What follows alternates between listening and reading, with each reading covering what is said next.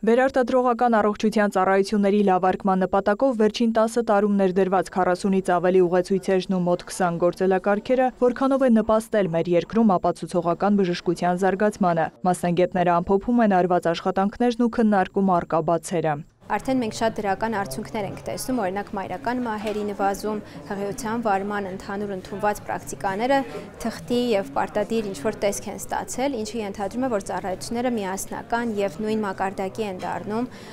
եւ Երևանում եւ Երևանից դուրս։ Մայրական մահերը 40.3-ից դարձել են 17.9,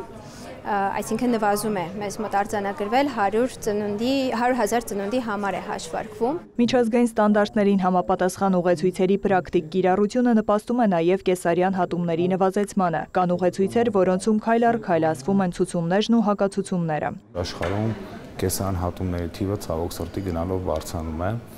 եւ առողջապահության նախարարությունը մշակել է եւ ներդրել ծրագիր կեսարյան հատումների աճի զսպման եւ հետո նվազեցման նպատակով։ Եվ կուզեմ ասեմ, որ ամեն տարի մենք ունեցել ենք 1.5% կեսարանի աճ, այս տարի 8 ամիսների ընթացքում մենք ընդհանրապես աճ չենք ունեցել, դեռևս մեկ անգամ խոսում ենք դրա մասին, որ ծրագիրը ճիշտ է եւ աշխատում է։ Պետությունը այժմ նաև ֆինանսավորում է ծննդաբերության ժամանակ էպիդուրալ անզգայացումը, որը նույնպես նպաստում է կեսարյան հատումների աճի զսպմանը, ընդգծում է նախարարի տեղակալը։ Ըստ ԱՀԿ-ի անպտղության ցուցանիշի ճգնաժամային շեմը 15%-ն է, իսկ մեզ մոտ արդեն անցել է 16.8 է երկրորդային անպտղությունը, իսկ տղամարդկանց մոտ 17-ից բարձր է։ Սա նաև ժողովրդագրական բնականաբար խնդիրների է բերում, անցյալ տարի Հայաստանը ընդունել է ժողովրդագրական ռազմավարությունը եւ այս բոլոր խնդիրների լուծումը նաև բերելու է ժողովրդագրական իրավիճակի բարելավման։ Նախատեսվում է ռեպրոդուկտիվ տարիքի տղամարդկանց առողջությունն էլ ներառել սկրինինգային ծրագրի մեջ հասկանալու եւ լուծումներ տալու երկրորդային անպտղության տոկոսի բարձրացման պատճառը, իսկ մինչեւ այդ արդեն կիրառվող անպտղության հաղթահարման ծրագրով ունենք այսպիսի արդյունքներ։ 19 թվականից մինչ այսօր այս ծրագրի շնորհիվ լույս աշխարհին եկել 1245 երեխա, միայն այս տարվա 8 ամիսների ընթացքում 300 երեխա, եւ այս ծրագիրը անընդհատ թարմացվում է, շահառուների խումբը ընդլայնում է։ Վերջին փոփոխությունը, որ արվել է, դա առաջնային անպտղությամբ տառապող զույգերը մինչև 41 տարեկան ներառյալ համարում են այս ծրագրի շահառու եւ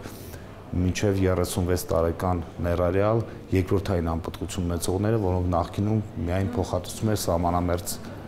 տարածքներում ապրողներին։ ՄԱԿ-ի բնակչության հիմնադրամի առողջապահության նախարարության ու Հայաստանի մանկաբարձ գինեկոլոգների ասոցիացիայի գործակցությամբ ստեղծված ուղեցույցերը գործելակարգերը նաև նպաստում են, որ բժիշկների աշխատանքը լինի կանոնակարգված։ Օրինակ, հետծննդյան արյունահոսությունների վարման ուղեցույցն է մեջբերվում։ Հանրապետության բոլոր ծննդատներում կախված է այդ գործելակարգը ըստ քայլերի եւ անգամ եթե այդ պահը ասեմ ձեզ որպես նույնպես պրակտիկ մանկաբարձ գինեկոլոգ, դու խոճապի ես այդ պահին մատնվում, որ կինը սկսում է արյունահոսել, կարող ես խոճապի մատնվել, բայց ամեն ծնարանում դա կախված է եւ դա այն վառ օրինակն է, թե ինչպես կարելի է կյանքի բերել ցանկացած կլինիկական ուղեցույց եւ ինչպես կարելի է դա բերել կիրառական բժշկության։ Մենք ունենք բարելավում հետծննդյան արյունահոսությունների հիվանդացությունը եւ ամենակարևորը մահացությունը նվազել է։ Միջոցառման ընթացքում ցուցադրվեց նաև առողջապահական համակարգում կլինիկական ուղեցույցերի ազդեցության մասին վավերագրական ֆիլմ։ Նարեկ Ոսկանյան, Աշոտ Խաչատրյան, լուրեր։